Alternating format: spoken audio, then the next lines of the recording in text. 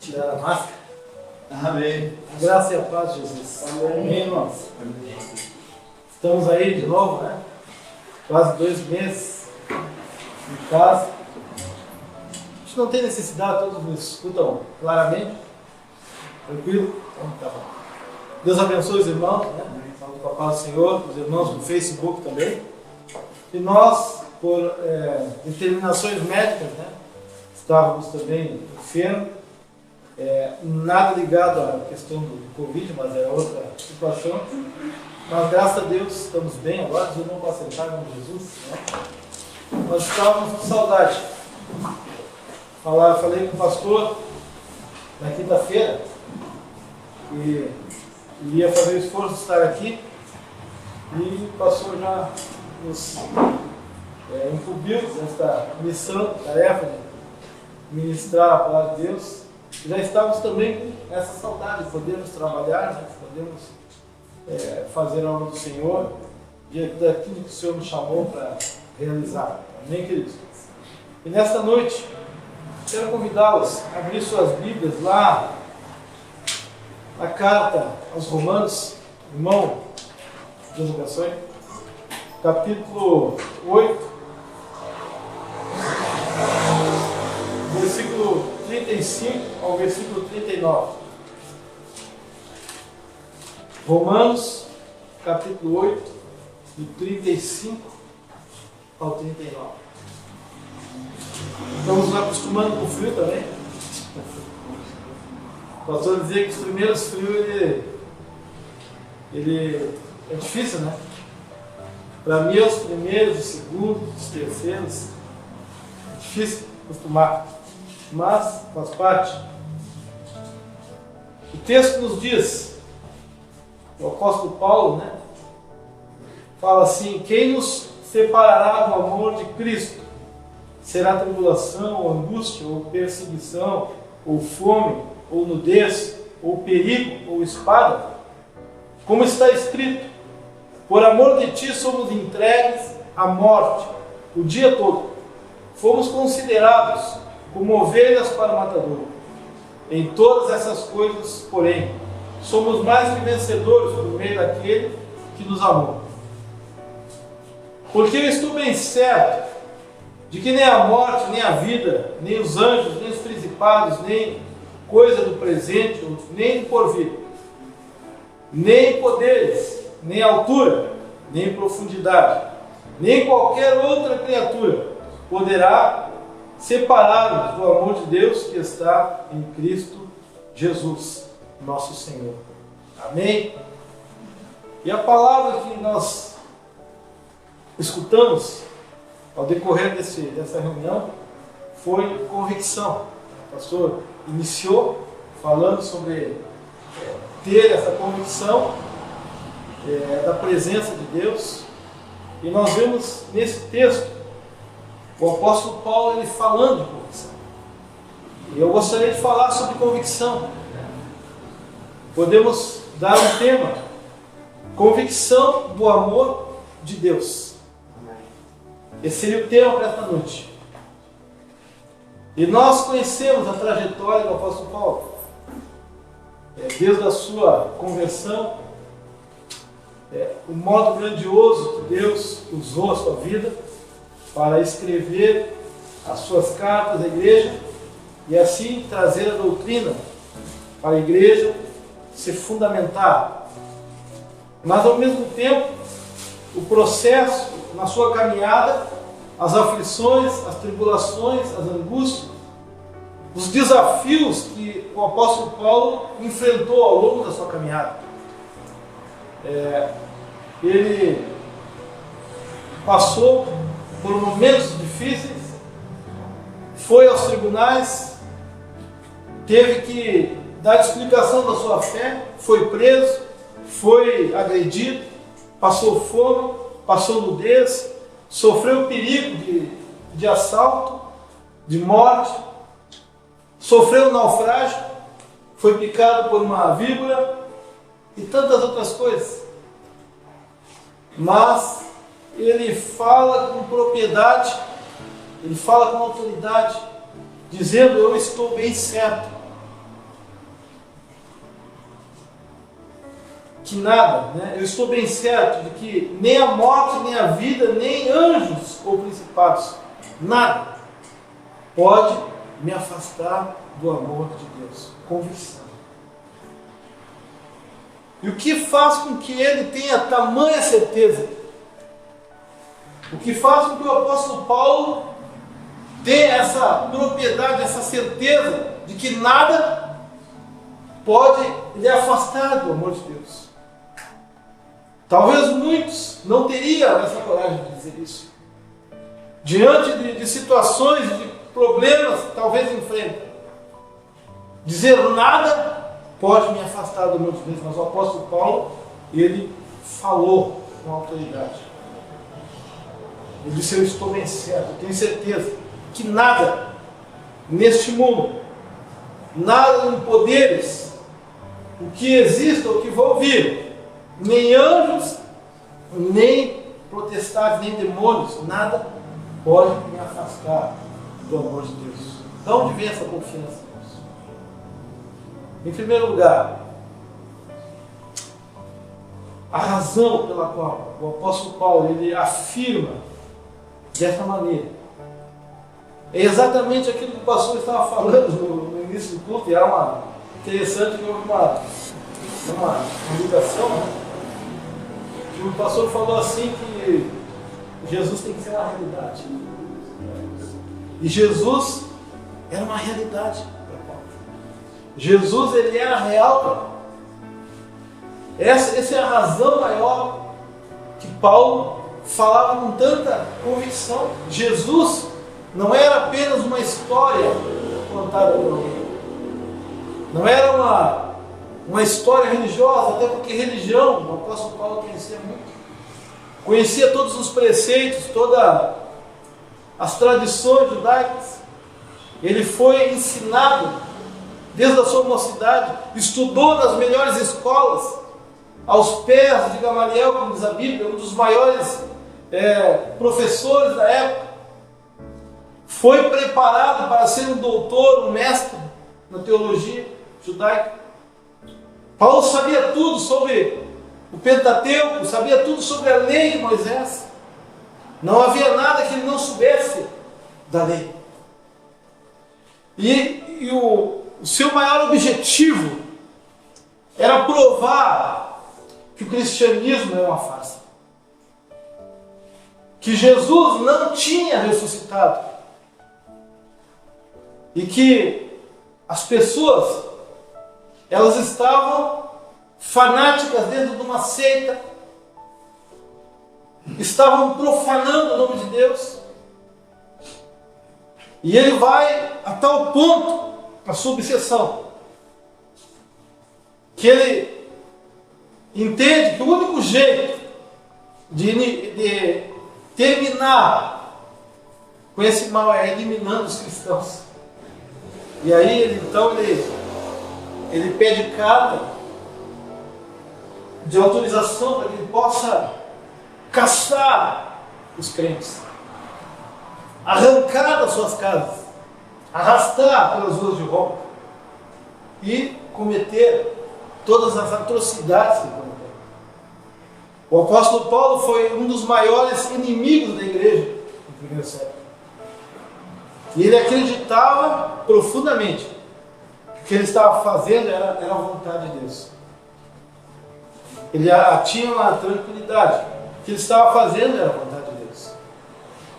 Mas movido pelo ódio, movido pela fúria. Ele estava presente quando Estevão foi apedrejado, lá em Atos capítulo 7. E as testemunhas, elas jogavam as vestes aos pés de um jovem chamado Saulo. E a Bíblia diz que ele consentia. Ele satisfazia, mesmo vendo, né, Deus agir na vida de Estevão, que declarava que estava vendo os céus abertos e os anjos do Senhor e Deus ali parado esperando ele. E no último momento ele pede para que Deus não impute o pecado sobre eles, porque eles não sabem o que fazem. Mesmo assim, ele se satisfazia em ver Estevão sendo morto, apedrado. A Bíblia fala lá em Atos capítulo 9, no início, talvez no versículo 1, que Saulo ele respirava ameaças e morte. E ele ia para a cidade de Damasco com esse objetivo de achar alguém no caminho, alguém que estava ligado ao Evangelho. E foi nesse momento que ele tem uma experiência única com Deus. Algo fantástico. Simplesmente fantástico. De repente uma luz o envolve, ele cai por terra e ele escuta uma voz: Saulo, Saulo, por que me persegues? Ele entende que aquilo é divino, aquilo não é humano. Então ele reconhece, ele diz: Senhor, quem és tu? Para alguém chamar de Senhor é porque você está reconhecendo.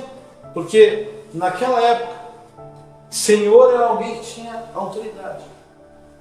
Então Jesus se revela a ele: eu sou Jesus, a quem tu persegues.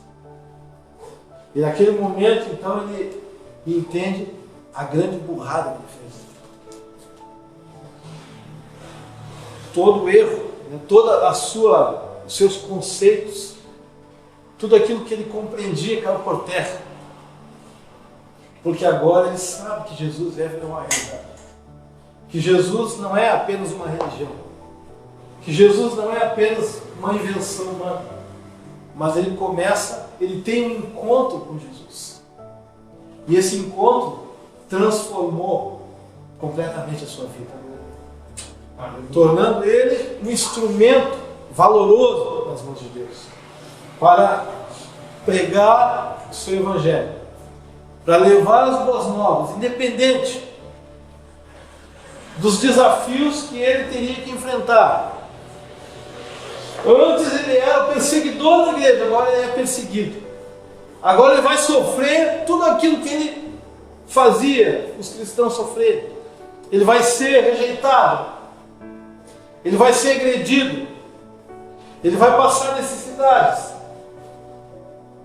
Mas nada disso vai enfraquecê-lo. Nada disso vai tirar a sua convicção, porque Jesus era uma realidade na vida de Paulo. Amém. Jesus é uma realidade na sua vida e na nossa. Quando Deus ele é uma realidade na nossa vida, não importa as lutas que nós enfrentamos, não importa os problemas que nós enfrentamos, nós sabemos quem é o nosso Deus. Nós sabemos que Ele está conosco. Nós sabemos que nos piores momentos da vida, nós podemos recorrer a Ele. Nós podemos clamar a Ele.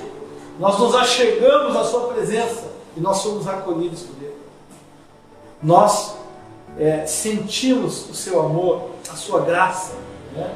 O refrigério da alma que só Jesus pode trazer à nossa vida. E o apóstolo Paulo ele experimenta isso. E isso rebate qualquer argumento. Qualquer pessoa que tente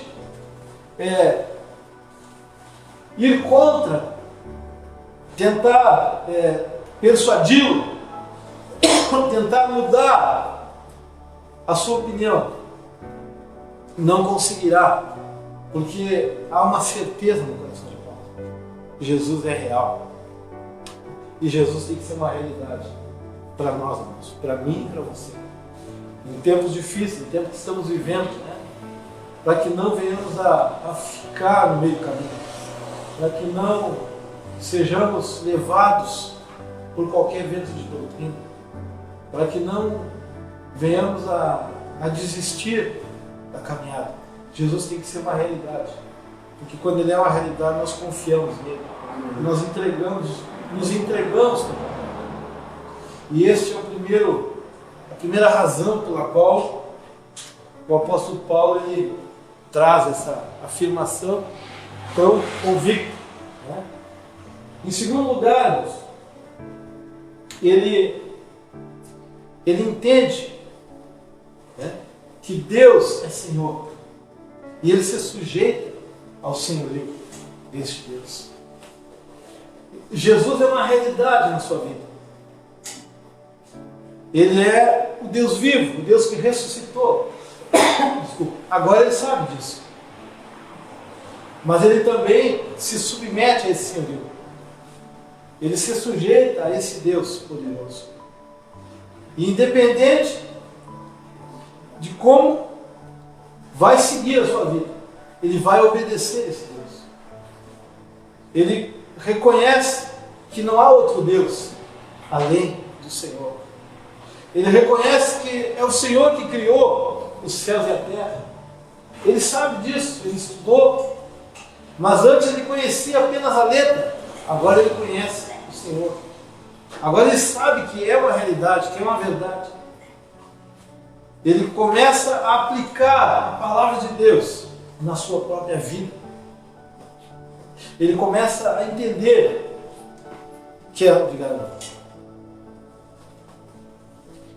que o seu conhecimento não vale de nada. Mas ele aprende a depender de Deus. A depender da direção do Espírito Santo. É Deus quem vai conduzi-lo. É Deus que vai orientá-lo. É Deus que vai sustentá-lo a cada dia. A cada palavra, a cada ação do apóstolo Paulo. Diante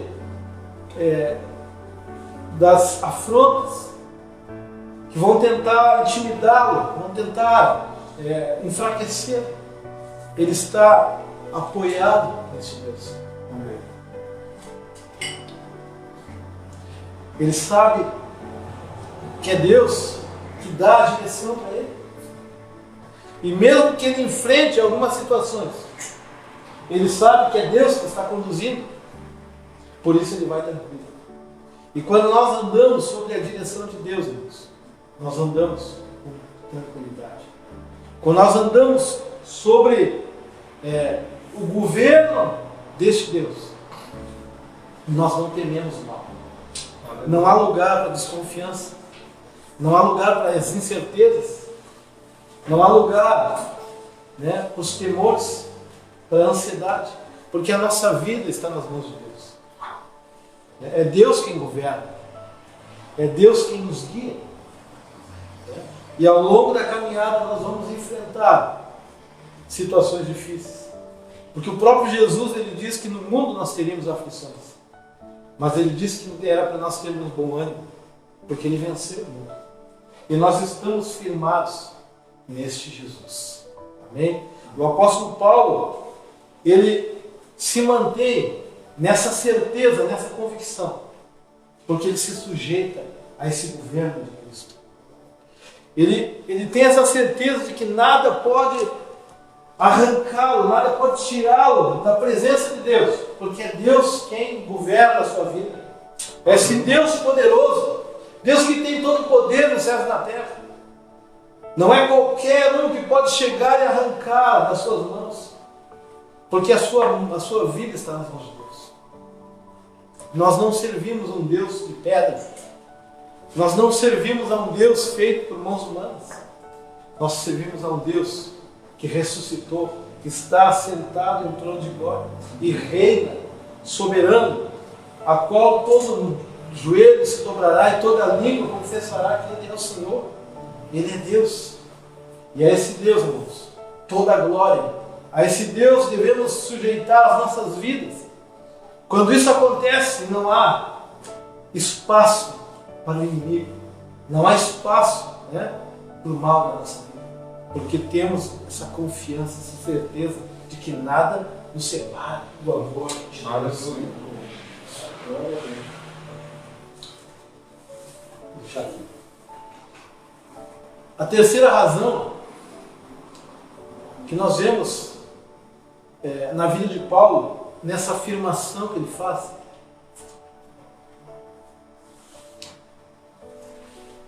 é que ele entende que este Deus é um Deus imutável.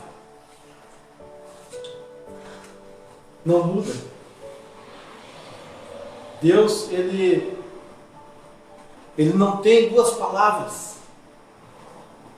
A Bíblia diz que ele é o mesmo ontem, hoje e eternamente.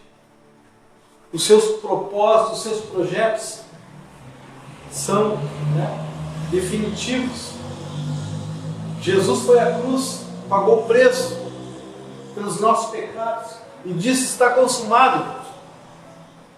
Tudo está pago. Jesus, Deus, ele não vai anular esse sacrifício, porque ele não muda, o seu amor não muda. E ao longo da caminhada, o apóstolo Paulo, ele consegue perceber isso, desde o primeiro momento até os últimos momentos da sua vida, até o momento que ele vai enfrentar a morte. Ele consegue sentir o amor de Deus. Em nenhum momento Deus deixou ele sozinho. Em nenhum momento do Senhor desistiu dele. Estava sempre com ele. E quando nós falamos do amor de Deus, irmãos, um dos exemplos que nós podemos citar é o filho pródigo. Aquele filho que chega ao seu pai e pede a herança, para que seu pai dê parte da sua herança, ainda em vida, cometendo assim uma ofensa ao seu pai. É mesmo que ele dissesse: olha, para mim tu não tem valor nenhum, o que eu quero é o teu dinheiro, os teus bens para me desfrutar. É isso que o filho pródigo está fazendo. Dentro da cultura judaica, o pai poderia dar uma surra nele e largar ele sem nada, sem direito a nada. Mas a Bíblia diz que o pai dá a parte da sua herança, mesmo sabendo que esse filho não tinha maturidade para administrar a sua parte. E ele vai para uma terra distante para gastar aquele dinheiro absolutamente. Porque toda vez quando alguém sai da presença de Deus, ele tenta se afastar ao máximo. E quando ele está lá naquele lugar distante, aparecem aqueles amigos da onça, que quando você está bem, eles te cercam e ali te ajudam a gastar tudo que você tem.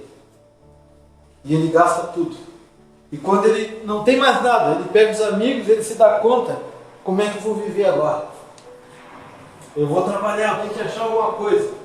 Mas só que ele está num lugar difícil, aonde aquele lugar está passando uma crise terrível, que nem nos nossos dias. E a única coisa que ele acha para fazer é cuidar de pobres. E ele arruma um emprego de cuidador de pobres. Mas ele sabe que o seu pagamento vai ser só ao final do mês. E ninguém dá nada para ele. E ele deseja comer a comida dos porcos, as alfarrobas dos porcos. E aí ele cai em si, ele se lembra como era a vida dele na casa do pai, quanto ele tinha na casa do pai, mas ele sabe a burrada que ele fez. Mas ele tenta bolar um plano para retornar para a casa do pai. Ele pensa consigo mesmo: se eu de repente pedir ao pai que me aceite como um dos seus trabalhadores, ele possa me aceitar de volta. Os trabalhadores do meu pai, eles vivem bem, meu pai é justo. E ele vai retornando para casa, cabisbaixo, talvez pensando as primeiras palavras que ele vai dizer ao pai, mas sem perceber que o pai já está observando de longe, porque o pai esperava sempre que o seu filho retornasse. E quando o pai o vê de longe, o pai corre e lhe dá um abraço. Ele nem espera aquele abraço. E o pai lhe coloca o anel do dedo, que significa a restituição de filho, e dá uma festa. Porque o pai se alegra com aquele filho que retornou. É claro, irmãos, que esse filho ele passou dificuldades, porque ele saiu da casa do pai. ele saiu da presença do Pai. Ele sofreu algumas consequências. Mas o amor do Pai por ele não mudou. O amor do Pai por ele continuou o mesmo. Assim também é o amor de Deus por nós, irmãos. O amor que não muda. Um amor imutável. Não é porque nós merecemos esse amor. Não é porque nós somos bonzinhos, porque nós fizemos coisas boas. Na verdade, nós não merecemos. Mas foi porque Ele decidiu nos amar. Amém. E não há nada que nós façamos para aumentar ou para diminuir este amor de Deus. Porque foi Deus que decidiu nos amar. O amor de Deus, ele permanece para sempre. Um amor incondicional. Quando o apóstolo Paulo ele percebe isso, o mal que ele fez, quantas pessoas ele matou por causa da religião. Quando ele se depara com Cristo glorificado, Jesus poderia, naquele mesmo momento, eliminá-lo. Agora tu vai pagar, né, por tudo que tu fez. Talvez fosse um de nós, se eu fosse Jesus, eu ia fazer isso. Né? Agora tu vai pagar o que tu fez. Mas graças a Deus, que Deus é misericordioso. E Ele teve misericórdia, porque o amor de Deus não muda. Deus não muda. Não importa o tamanho dos nossos pecados. O amor de Deus, ele cobre os nossos pecados. Ele não muda. E Paulo não entendia isso. Por ele entender que o amor de Deus não muda, ele tem essa convicção. Nada pode me afastar do amor de Deus. Amém? Para nós encerrarmos, quarto exemplo, a quarta razão pela qual o apóstolo Paulo faz essa afirmação é que ele entende que o amor de Deus, além de ser imutável, também é um amor eterno. Ele tem uma experiência com esse Deus. Ele é arrebatado ao terceiro céu. Ele vai a um lugar e ouve coisas que não é lhe permitido falar. Coisas tremendas. E ele não se anima nem a dizer que foi ele que foi lá. Ele fala sempre na terceira pessoa. Eu conheço alguém que esteve no terceiro céu. Mas o interessante é que ele fala que ele se sente constrangido, porque ele sabe a importância dele ainda estar aqui. Mas o desejo dele é estar para sempre com Jesus. Se esse lugar não fosse bom, ele não queria estar lá. Mas há um desejo de estar com Deus. E quando alguém tem uma experiência tão profunda com Deus, não há nada que possa nos afastar deste amor. Quando nós temos essa experiência com Deus, esse conhecimento, né, essa intimidade, nós desfrutamos de uma intimidade com Cristo. Quando nós buscamos a Sua presença, buscamos um crescimento, buscamos conhecer mais de Deus, nos envolver com Deus. O Espírito de Deus, ele começa a nos revelar mistérios. Deus começa a nos ensinar, a nos mostrar, nos dar um deslumbre da sua glória. E isso firma os nossos passos. Isso faz com que nós começamos a ver as coisas com outros olhos. A ver que tudo que existe aqui é passageiro, que não se compara com a eternidade. Por mais que nós vivamos aqui 100 anos, Não se compara com a eternidade. 1000, 1 milhão, 1 bilhão, 1 trilhão, eternamente desfrutando do amor de Deus. Um amor que não acaba. Um amor que não termina. Um tesouro incorruptível. Essa é a promessa de Deus. E Paulo ele está firmado nessa promessa. Diante de todas as adversidades que ele enfrenta. De coisas que talvez na metade muitos de nós desistiríamos de seguir em frente. Mas ele está firmado nessa promessa. E essa promessa faz com que ele siga avante. Que ele não recue. Que ele tenha no seu coração essa certeza de que o amor de Deus é grande pela sua vida. E que Deus está com ele. E que Deus vai sustentar até o final da sua caminhada. Assim como Deus vai sustentar as nossas vidas, irmãos. Assim como Deus vai nos ajudar diante de todas as dificuldades que nós enfrentamos. Mas os nossos olhos precisam estar firmados nesse Senhor. Aleluia. Os nossos olhos precisam estar fixos nesse Deus. Então não haverá lutas, não haverá dificuldades que possam nos separar deste amor. Amém, queridos? Porque quem poderá nos separar do amor de Deus? Olhando, talvez você faça uma análise hoje, diante da situação que talvez você enfrente, os amigos do Facebook que nos ouvem, que nos veem, também possam fazer uma análise na sua vida e dizer assim, o que poderá nos afastar do amor de Deus? E aí você pensa nesses quatro exemplos de Paulo.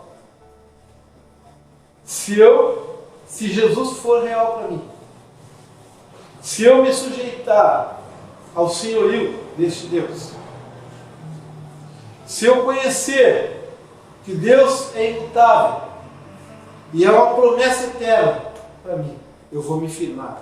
Não haverá nada, não haverá desafio que eu não vá vencer. E eu vou chegar no final dessa caminhada e dizer: combati o bom combate, ou corri a carreira e guardei a fé. Não sei se toquei os fatores. Assim como Paulo pode dizer, nós também iremos dizer. Amém, queridos? Deus abençoe essa meditação que eu deixo para os irmãos essa noite, né? E que possamos nos fortalecer e que nada venha tirar essa convicção, essa certeza do amor de Deus. Deus nos ama. Amém, né? Assim como o apóstolo Paulo tinha essa certeza, né? Eu estou bem certo. Nada pode me afastar do amor de Deus. Pastor,